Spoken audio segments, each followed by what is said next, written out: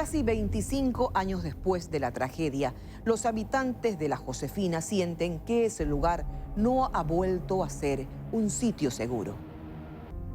Solo a partir del 2010, el gobierno dispuso un plan para asegurar este sector. Es decir, en 2 décadas no hubo acciones concretas para evitar una nueva tragedia.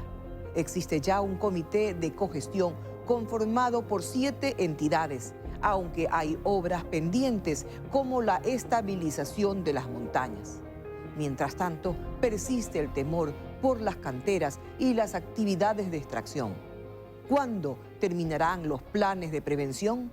Visión 360 fue a buscar las respuestas.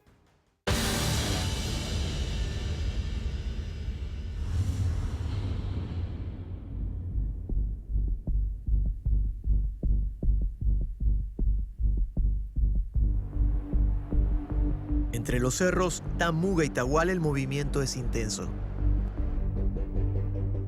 Las canteras trastocaron el entorno natural,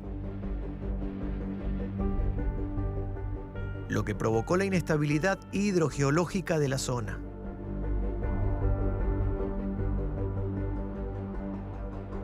Iniciaba el 29 de marzo de 1993 y también... Desde la tragedia en 1993, ningún gobierno tomó medidas sostenibles hasta 2010.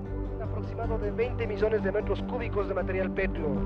Los ríos Paute y Jadau... Las regulaciones que antecedieron, sin embargo, no lograron los fines de conservación esperados.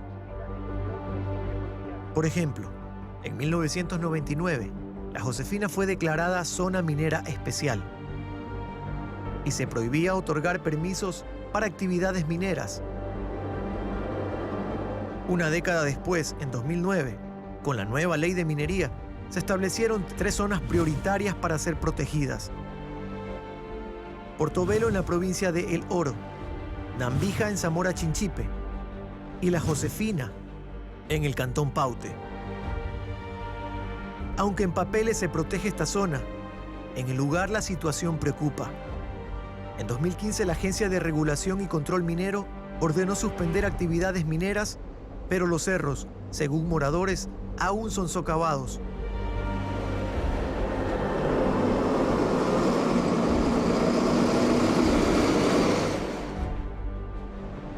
El retiro de material pétreo no se ha detenido.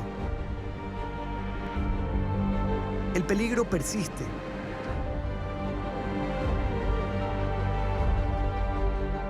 El alcalde de Paute, Elio Treyes, sostiene que no hay minería ilegal. Sí, debo decirle que tiene algún tipo de reglamentaciones. El Cerro Mixquillaco, por ejemplo, no tiene labor minera. El tema del Tahual, el Cerro del Tahual no tiene labor minera. El tema del Tamuga tampoco tiene actividad minera, sino más bien de descarga del material que quedó represado de hace 24 años. ¿Qué pasó? ¿Qué se ha hecho para evitar que tragedias como estas vuelvan a repetirse? Bueno, debo decirle en primer lugar la normativa municipal. Tenemos un decreto ejecutivo del año 98 que ya pone limitaciones a la extracción de materiales pétreos áridos en el cantón Paute. Luego tenemos otro decreto ejecutivo de hace 7 años a la fecha, en el cual también limita ciertas zonas para que no sean consideradas como aptas para minería, es decir, zonas intangibles.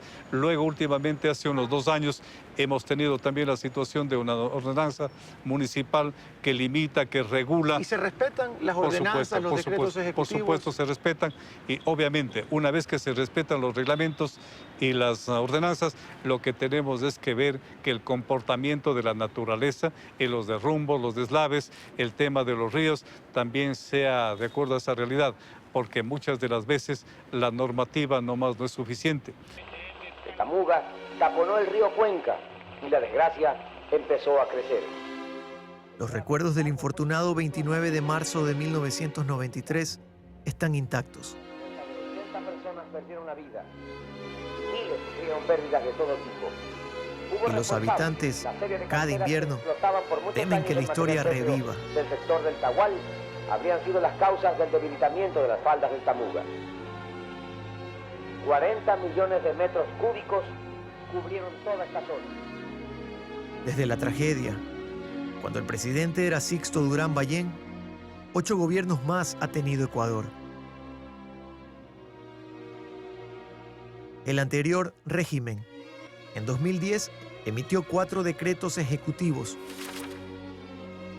En junio de 2010 se inició el Plan de Remediación Ambiental y Social. El expresidente Rafael Correa declara el estado de excepción en la zona 1 de la Josefina por la inestabilidad y vulnerabilidad, así como la debilidad estructural de los cerros. La población estaba en riesgo.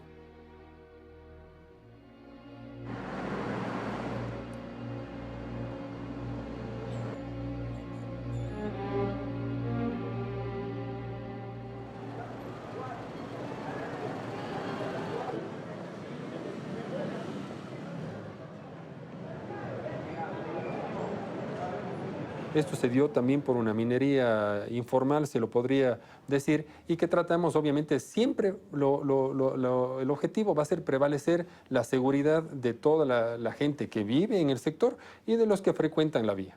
¿Se puede garantizar que los trabajos de minería alrededor de los cerros no se están realizando?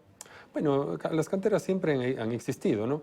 Recordemos que incluso cuando fue el decreto de emergencia, intervino las Fuerzas Armadas justamente para proteger toda esa área.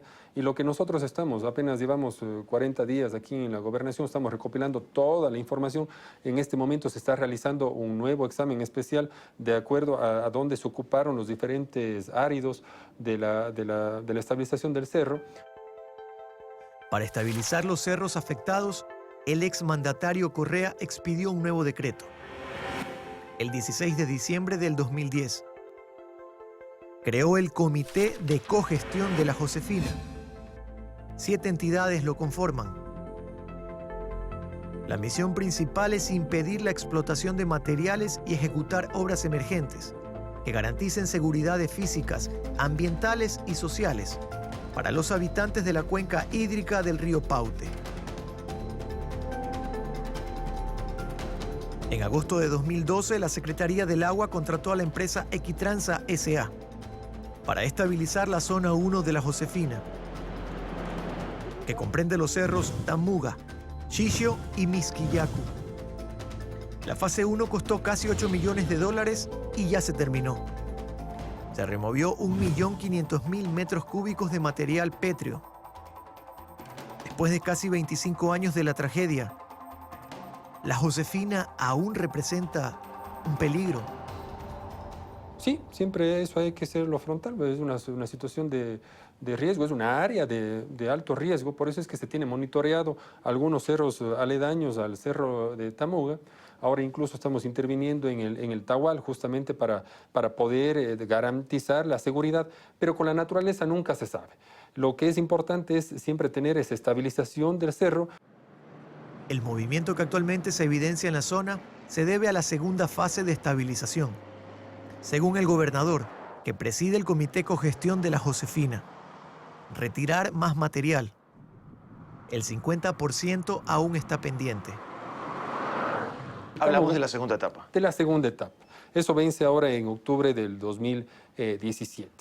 Aquí las acciones que se están tomando es una ampliación, obviamente, del convenio, porque se ha extraído más o menos alrededor de un 50% de este 1.383.000 metros cúbicos aproximadamente. Bueno, no tenemos el costo, la segunda fase no tengo el valor aproximado de todo lo que conlleva, porque son diversas obras, ¿no?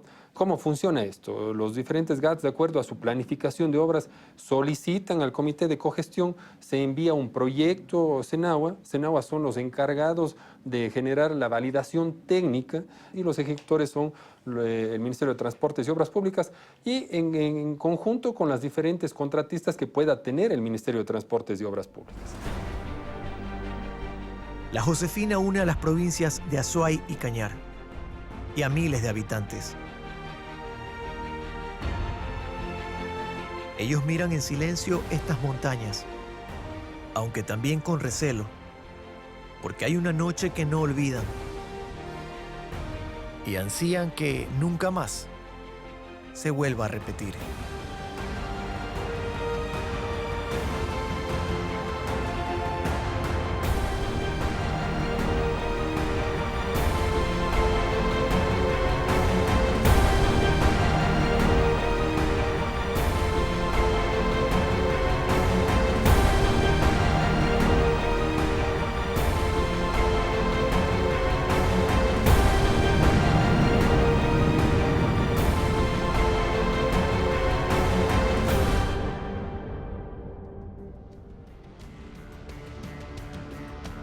Enseguida, un tesoro escondido por 5 siglos en el corazón del centro histórico de Quito. Se lo mostramos al volver.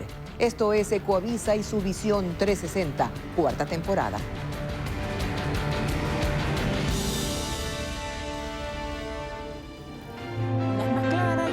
Esto que ustedes ven no es papel, esto es pergamino, es decir, piel de res preparada para escribir. Y todo lo que está aquí escrito está hecho a mano.